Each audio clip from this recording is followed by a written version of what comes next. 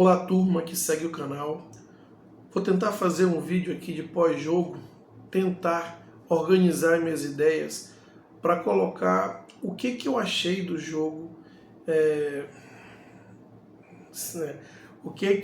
qual foi a minha opinião sobre o que aconteceu, tentar colocar isso de uma forma organizada, porque para ser sincero não é fácil, né? Eu acho que não é fácil para nenhum rubro-negro.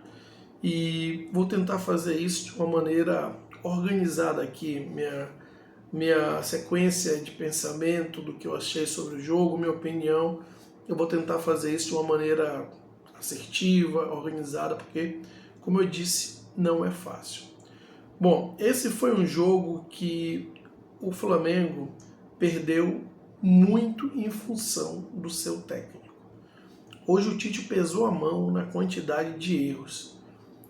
Alguém pode falar, poxa, mas o Tite já vem errando aí alguns jogos contra o Corinthians, passou muito pela mão dele, pelos erros dele, aquela derrota, entre outros jogos, mas hoje a dose foi maior, foi cavalar.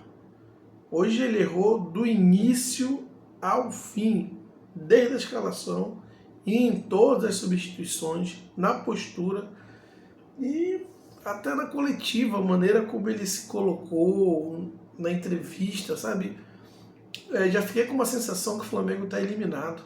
Já na entrevista, quando como líder do elenco deveria, né, o líder da comissão técnica, ele deveria passar uma impressão mais positiva, de mais confiança, mas você via ali já um derrotado. Quero estar enganado, mas foi essa impressão que eu fiquei na entrevista. Falando do jogo, quando disse que o Tite ele errou desde o início a escalação. O Flamengo passou 600 meses tentando contratar o Léo Ortiz. Uma das negociações mais chatas, que mais demoraram.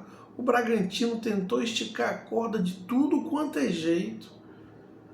O Flamengo consegue o Léo Ortiz. Destacadamente o melhor zagueiro do futebol brasileiro. E aí o Flamengo coloca ele na reserva. Zagueiro completo, jogo aéreo, saída de bola, zagueiro completo. E aí o Flamengo coloca o cara na reserva. O Fabrício Bruno tá numa boa fase, Léo Pereira, Carolina, ok. Aí o Tite inventa de colocar o Léo Ortiz na volância de primeiro homem de meio de campo. Teve a Copa América, isso, aquilo, outro, teve que improvisar, ok. Mas aí quando o Léo Ortiz está melhor desempenhando, se não o melhor, é um dos melhores jogadores do Flamengo nos últimos jogos, no jogo mais importante da temporada, o Tite vai lá e coloca o cara no banco. Alguém consegue explicar isso? Porque o Tite tentou explicar o inexplicável e até agora não fez o menor sentido. Nada do que ele falou. Então, já começa por aí. Colocou o Pulgar, que não é de agora, que vem tendo uma sequência muito negativa no Flamengo, está passando aí por um problema pessoal, coisa e tal, mas não vem desempenhando campo e bola. E você tem um cara que está jogando muito bem, como eu disse, se não o melhor jogador do Flamengo nos últimos jogos, porque tem o Gerson está sendo muito regular para o bom, né, de forma positiva. Se não é o melhor jogador do time nos últimos jogos, é um dos melhores. E aí você tira o cara que está dando consistência no meio de campo, melhorou o sistema defensivo, porque ele também atua como zagueiro no momento de transição defensiva. Você tira o cara e bota um jogador que não vem performando, pelo contrário, que vem jogando mal, jogo atrás de jogo. Qual é o sentido a não ser você se auto-boicotar? Por isso que eu coloquei a capa o título na capa do vídeo de Me Ajuda a Te Ajudar, porque não tem explicação alguma. E justamente o Pulgar comete o erro que origina o primeiro gol. Jogador claramente sem confiança. Bom, no segundo tempo, o Tite tenta fazer algumas alterações. Ele coloca o Wesley para dar mais profundidade e segura ali o Alexandre, que essa é outra pergunta que eu tenho. Por que o Alexandre iniciou esse jogo? A gente viu a diferença que o Ayrton Lucas fez quando entrou. Ah, mas o Ayrton Lucas não tem sido jogado bem nas bolas defensivas. E o Alexandre tem? Lembra o jogo contra o Vasco? O gol foi por ali. Bom, então entrou o Wesley. E aí o Wesley, ele deu uma profundidade, mas o Tite claramente não ia subir com os dois laterais porque já estava sofrendo muito contra-ataque. Então ele manteve o Alexandre e liberou o Wesley, já que no primeiro tempo ele estava com o Varela e o Alexandre, dois jogadores claramente laterais que não subiam. Agora, se era para você liberar um lateral, primeiro erro na substituição, tá? Se era para você liberar um lateral, por que não entrar com o Ayrton Lucas, que ofensivamente não existe parâmetro de comparação com o Wesley? Olha, que o Wesley não fez uma partida ruim não, tá? Cumpriu ali porque ele entrou. Mas você viu a diferença que fez o Ayrton Lucas quando entrou, os poucos minutos que jogou? Eu me lembro, teve 3 jogadas que ele na arrancada foi linha de fundo e criou lances de perigo. Então, primeiro erro, se é para você entrar com um lateral avançado e um outro mais recuado, por que não entrou com o Ayrton Lucas? Vamos lá. Depois o Tite começa a mexer, ele tira ali o Pulgar, coloca o Alcaraz, mas fica um time meio Frankenstein, que sem volante, sem jogador com posição, guardando posição, todo mundo indo para o ataque de uma maneira intuitiva, o time completamente sem dinâmica tática. Aí me coloca o Carlinhos. Sabe, o Gabigol ele não está jogando nada, ou está jogando pouco. E o Carlinhos está jogando alguma coisa?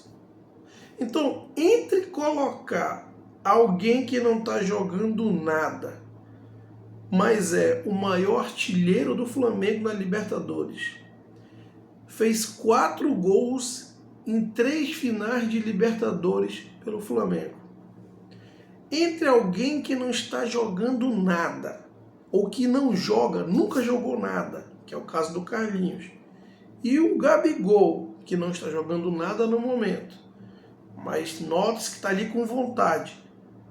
O cara tem no seu currículo 4 gols em 3 finais pelo Flamengo na Libertadores.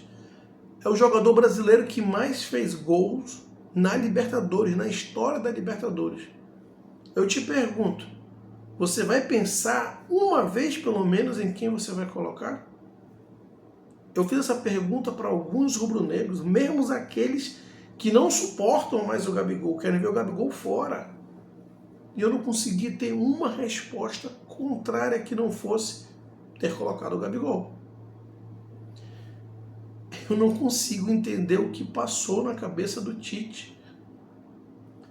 Não sei, já começo a achar que é alguma coisa pessoal com o Gabigol. Ah, mas não aprecia, não acha que a maneira que o Gabigol joga se encaixa com o esquema tático dele. Dane-se. De novo, você tem no banco um cara que nunca jogou nada, não tem história nenhuma no futebol, um outro cara que não está jogando nada nesse momento, mas simplesmente é o maior artilheiro brasileiro na Libertadores, é o maior artilheiro do Flamengo na história da Libertadores, e o cara fez nada mais, nada menos que 4 gols em finais de Libertadores, 4 gols em 3 finais de Libertadores pelo Flamengo. Eu acho que essa pergunta nem precisa existir. Ou a gente está num mundo muito surreal para que essa pergunta exista. E ainda assim, o Tite me coloca o Carlinhos. Bom, com uma sequência tão grande de erros que eu listei aqui, só o que eu me lembro. Como eu disse no início do vídeo, estou tentando organizar minhas ideias, porque é difícil.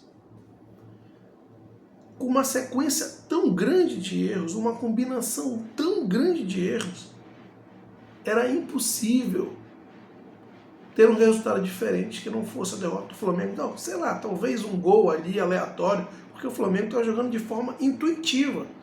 Talvez um gol aleatório pudesse sair. Mas fora isso, essa derrota já era esperada.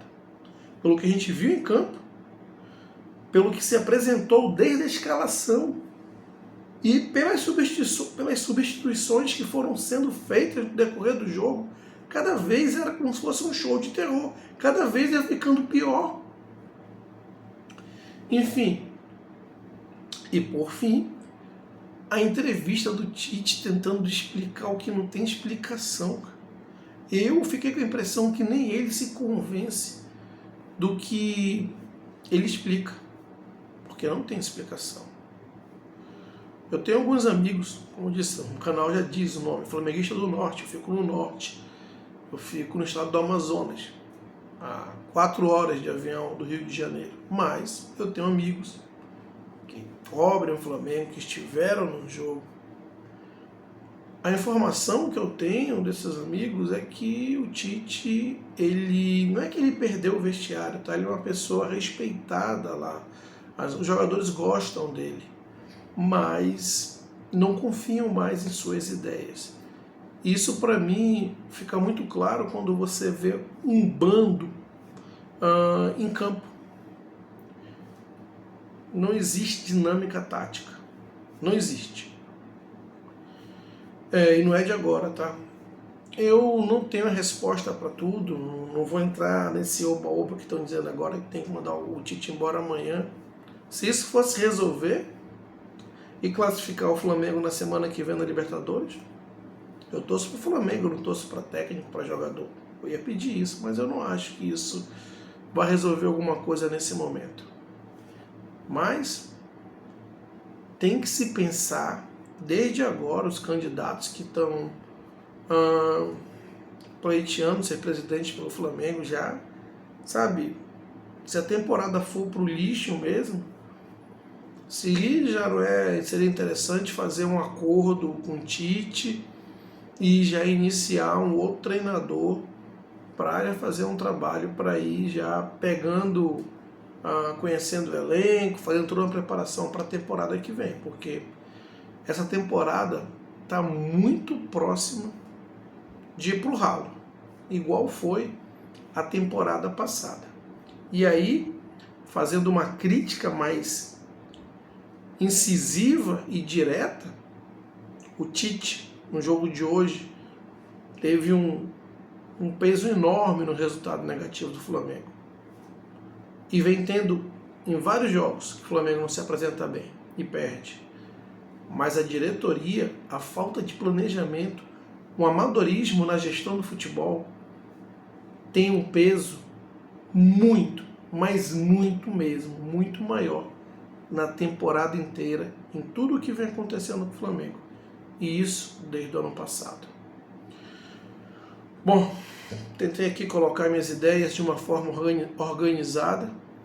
Deixa aqui seus comentários, o que você achou do jogo, de tudo isso que a gente falou aqui, que eu falei no vídeo. Peço sua ajuda para se inscrever no canal, deixar aquele like que é muito importante para que esse vídeo tenha mais alcance. E até a próxima.